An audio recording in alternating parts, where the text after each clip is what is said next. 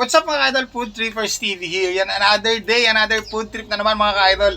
At eto naman ang ating i-review ngayon. So ayan, thank you sa Pista Seafood sa pinadala yung product sa amin.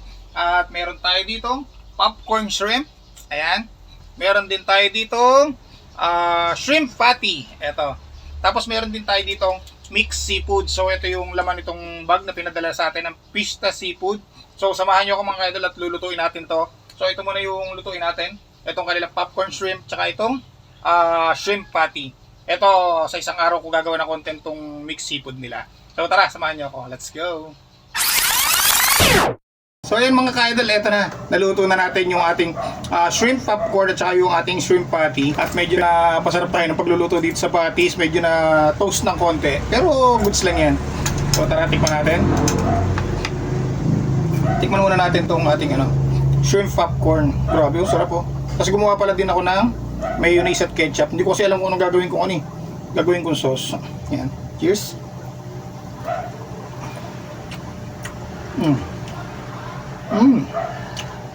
Wow.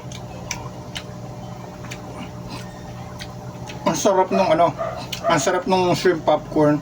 Lasang-lasa mo yung shrimp sa loob. Tapos ang ganda nung ang ganda nung texture ng breading. Napakalasa din. Sarap to sa kanin. Wait lang. Yan. Cheers.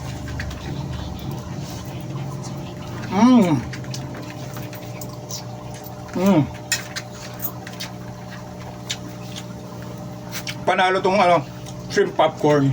Alam nyo mga ka-idol, kung gusto nyo na masarap na pambaon ng mga anak nyo, best suggestion to tong kanilang shrimp popcorn. Ayan. Ito yung Facebook page ng Pista Seafood.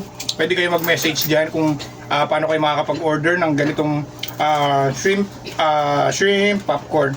Kasi ito, try naman natin itong kanilang shrimp patty na medyo na toast na konti yung ating pagkakaluto. Try muna natin ang hindi sinasawsaw.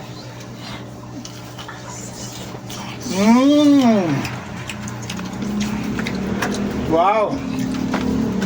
Napakalasa. At talaga namang shrimp na shrimp yung lasa ng kanilang shrimp patties. Ayan tapos ang kapal pa.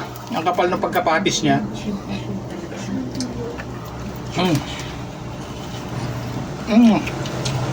Grabe. Kung makakarami ako ng kanin dito, mga ka-idol, thank you nga pala sa Pista Seafood dito sa binigay nyo sa amin na shrimp popcorn, shrimp patty. Tapos yung nga pala, mixed seafood. The next day gagawa natin ang content. Hindi ko pa kasi alam kung anong gagawin kong content do sa mixed seafood, pero parang gusto ko siyang ilaw sa pansit. So bigyan nyo ako ng idea sa comment section kung anong magandang gawin natin do sa mixed seafood na pinadala nila. Pero ito ay yung kanilang shrimp patty tsaka yung kanilang shrimp popcorn. All goods na all goods, 100%. Try nyo na.